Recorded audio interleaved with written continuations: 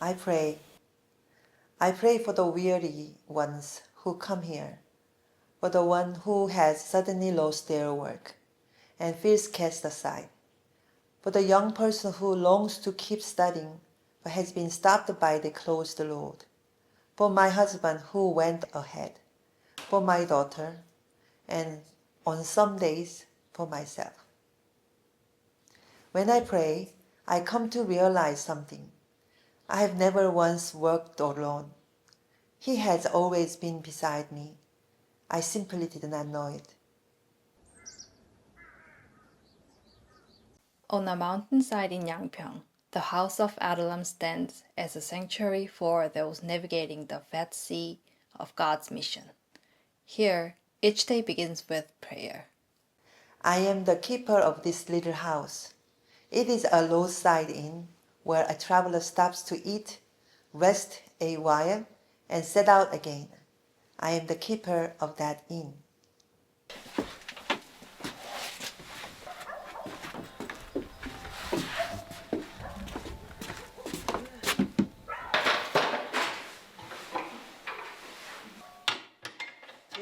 My children are grown now, and I half jokingly say that I have entered the monastic life here.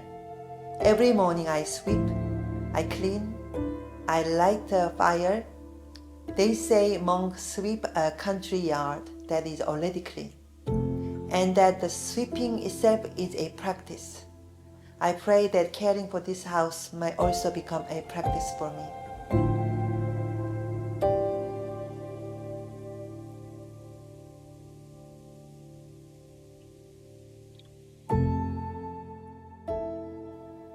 The name of this house comes from a cave. When David was hunted and had nowhere else to turn, he hid in the cave of Adullam. Soon, those in debt and the broken-hearted gathered around him. So this place too is first and foremost a cave. Before doing anything else, it is a place to hide and simply catch one's breath. These days I woke at 3 in the morning. I thought it was insomnia, but I decided the Lord must be waking me, so I simply sit and pray in silence. This room has thick walls and high ceiling, so its resonance is deep. Yet the best sound here is silence, a stillness in which you cannot even hear a mosquito. In that silence, people sit face to face with the Lord. I call it solitude.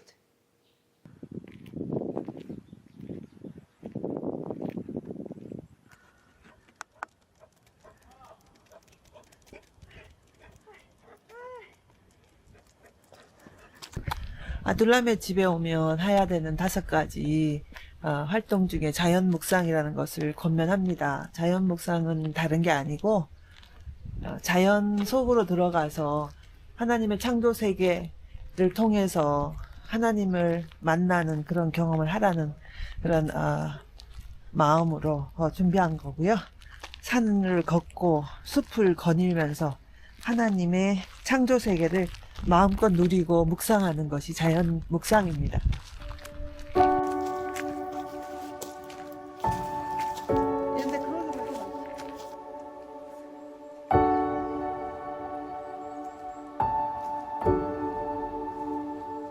I tell those who come to climb the mountain and put their arms around the tree, to feel something living with their own hands. Season by season, this mountain speaks better than I do.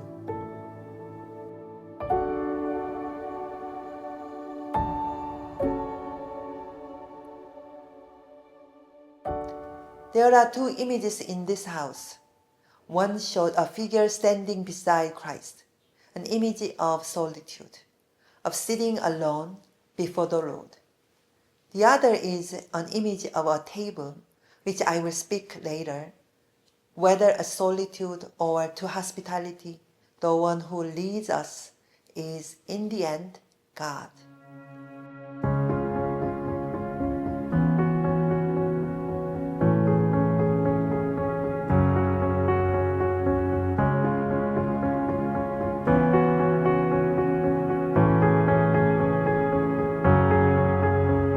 Hospitality is nothing grand. A warm meal, a single scented candle, a quiet night, such things stays in the heart for a long time. Yangpyeong, where the House of Adullam stands, lies just beyond Seoul, pressed close against nature. Here, nature does not stay outside the fence. It comes in and becomes a garden. 텃밭에는 제가 온갖 종류의 야채를 기르고 있어요. 환대의 식탁을 위한 반찬 재료를 만드는 곳입니다. 오늘 아침에 제가 고구마 순을 뜯어갖고 고구마 순 오늘 반찬 준비했습니다. Growth comes from the soil. Where there's no soil, nothing grows. This is not an idea. It is a fact. Anyone who has put their hands in the earth knows it. A garden is a work of tending. In tending it, one learns the posture toward life, first from nature and then toward people. When two things that seemed to have nothing to do with each other are joined, understanding comes from there. 직접 흙과 교감하고 식물과 교감하면서 제가 너무나 많은 걸 배웠어요. 오늘 아침에도 저기 고구마 밭에 있는 벌레를 하나 만났는데 제가 벌레를 죽이지 않았어요. 너 여기 있었구나 하고 다시 다 거두어서 다시 자리에 돌려보냈는데, 이런 식으로 흙과 그리고 이곳에 있는 작은 생명들조차도 교감하고 또 소중하게 생각하는 그런 것들을 제가 이제 배우는 중에 있습니다. 처음에는 제가 이제 비닐을 많이 하다가 지금은 이 자연 그대로의 멀칭을 하면 좋겠다는 또 그런 배움을 제가 딴 데서 얻게 돼 갖고 여기는 이제 잔디 깎은 걸로 이렇게 멀칭을 하는데 매일매일 조금씩 변화하면서 자연과 교감하는 법을 이 텃밭에서 제가 배우는 것 같습니다. People ask why there is so much digging in this place meant for rest. But this labor is itself the rest. When you put your hands in the soil, you need to do well stop and heart grow quiet. 이거 따면 돼 이제. 너무 신기한 게 이 껍데기가 다 말랐잖아요. 이 껍데기가 말라서 새로운 게 탄생하는 거예요, 완벽하게. 그런데 껍데기가 안 마른 거, 껍데기 안 마른 건 알이 꽉 차지 않았거든요. 그거를 보면 한 세대가 죽어야 새 세대가 나오는 거예요. 자기를 계속 살려놓으면 새로운 세대가 안 나온다는 걸 내가 이걸 보고 깨달았어요. I want to live simply. I want to use all things until it is worn out. And I want to be used up in that same way and then return to the earth. I hope all that I have will be spent comforting and healing someone. As spring and summer arrive, people begin to find their way into this space of hospitality that stood quiet through the long winter. At first, there were only a few people who had watched me from a distance in seminary, who knew a little of my circumstance. Once a missionary from Busan asked, the very first time we met, that we become friends. As a professor, a pastor, and a keeper of this house, I have always felt I must never let my guard down, so I rarely opened my heart. But she said to me, if the Lord gives you a gift of friendship, you only need to receive it. Those words stayed with me a long while. On a beautiful spring day, this space of quiet solitude is transformed into a wedding hall. The bride and groom were each weary travelers who had arrived here bearing their own wounds. Restoration enjoyed alone is a quiet thing, but set it on the table and share it with everyone, and it became a feast. Joy does not shrink when it is shared, it grows. The restoration of two became the restoration of us all. When the feast comes, we taste the fruit. But before a fruit is born, there's a long and difficult season. At the House of Adullam, people pass through that season and come to taste the fruit. This is restoration unmistakably, and the House of Adullam is its soil. 오늘 아둘람의 집에서 새로운 출발을 합니다. 아둘람의 집이란 곳이 과거에 슬픔과 절망을 경험했던 분들이 모여서 저와 같은 그런 사람들이 모여서 각자의 삶이 그 숨결이 공명되는 그런 장소인 것 같아요. 이런 장소에서 새 출발을 하는데 하나님 주시는 사명의 연합 그것을 느낍니다. 사명의 연합을 이루는 그리고 그것이 이루어져서 우리가 눈을 목도할 수 있는 그런 장소임을 오늘 저는 새 출발하는 당사자로서 많이 느낍니다. A winter tree looks dead, but it is not dead. When spring comes, it buds again. The ones who comes here are like that.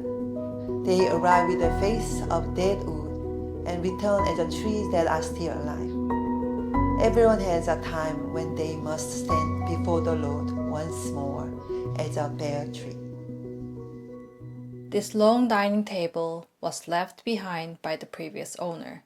It feels as though it was purposely set here for the ministry we would carry out.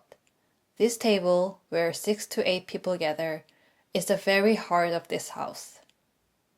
A painting hangs on the living room. It shows Jesus seated and eating with the people.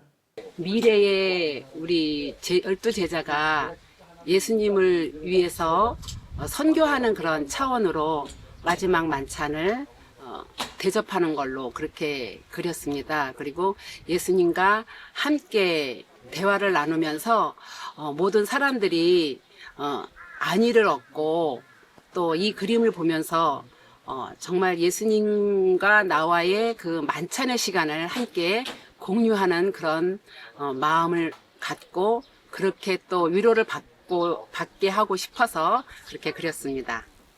At first, I took it for nothing more than a warm shared meal. But one day, I understood this is a Eucharist.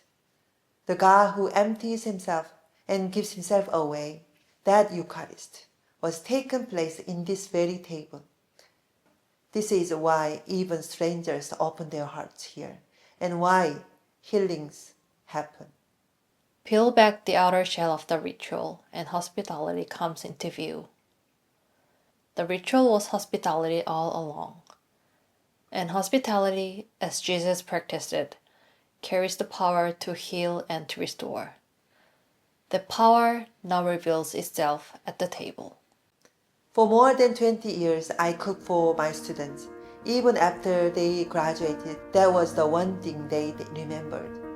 A professor in an apron, cooking them a meal. That memory stays through all 5 senses. Today's table of hospitality came from there. An elder once said to me, the table of hospitality is good, but go on step further, from the table to the kitchen. Do not only eat together, but prepare the food together. At the table, a guest can simply sit as an equal and eat. But the kitchen is different.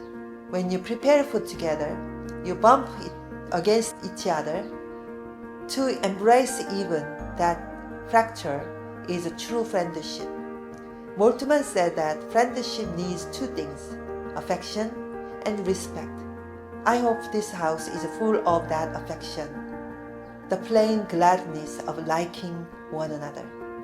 When someone comes alone, keeps solitude, and is restored, before long they become a host who welcomes others. The solitude becomes the hospitality provider. This is whole of what the house does. This house is not a place that simply mend a weary person and end there. It raises that person up as a host and opens a kitchen alongside them. When we sit around the table and listen to one another stories, we see Christ within them, much as the disciples on the road to Emmaus recognized the Lord while they ate. This is why I decided to celebrate Eucharist every week. Once a month, those gathered here reaffirm their calling and come to realize that they themselves are the ecclesia. I never intended to start a church, only held a service once a month for those who came. But some kept returning, and one day I found that community has formed. An ecclesia had been born. Here there is a no above and below, teacher and student, pastor and layperson, man and woman, old and young. This quickly became a hierarchy and pushed someone to the margin. I wanted to see a true ecclesia that moves beyond all that. People say it is too idealistic, but here, from a youngest child to the eldest, we are all companions at the same table. On December 2nd, Elijah's Hill opened its doors. The dedication service was offered not through words, but through the sacred movement of the body. Elijah's Hill began with a one missionary's gift. Someone I had just met offered 10 million won and told me to use it for an outdoor prayer space. But in the end, the money went elsewhere. Pastor O, worn out after 13 years of planting a church, was short by exactly the same amount when the church had to relocate. The money was meant to go there. Then Pastor O and Deacon Shim built this space with their own hands. He even gave it its name, Elijah's Hill. Elijah's Hill is where an Elijah meets another Elijah. The widow of Zarephath only prepared the place for that meeting. That is the House of Adullam. Meeting leads to hospitality, and hospitality to restoration. Today, the Elijahs are the pastors serving small churches across Korea, and the missionaries serving unnamed in distant places. As the angel gave Elijah bread and water under the broom tree, we handed bread and water to one another. As Elijah walked 40 days and nights, we walked the space together. And we sat before the question God put to him, "What are you doing here? Stand before me." The question is the reason of this house exists. On a winter's day, Elijah's Hill becomes the theological chalet. A chalet is a mountain lodge where travelers reset a while and think. I have long dreamed of a different kind of theological education. Not handing over the knowledge, but living together. I call it a parentship. I think of Luther's table talk and Lavri's community, the lodge where Barth is said to have done his theology. We sat around the fire with no pulpit and no head of the table, and everyone teaches and everyone learns. In an age that has lost its laughter to be breathless competition, we learn again that life is a festival. In those dark months, when I complained like a Job before my daughter's illness, I met the Lord of companionship while praying in this room, the one who had walked every step of the road with us. What this house gives is not answers, but that companion. Not long ago, my daughter said to me, "Mom, you have learned hard all this time. Now put on wings and fly." These words stayed with me. This house too seems to be preparing to take flight somewhere. I pray for those still out there voicing on with nothing in their hands. And now I know I am not walking alone. This is not a place to stay. It's a peaceful inn where travelers rest a while, discover God's footprints within their own stories, and set out once more.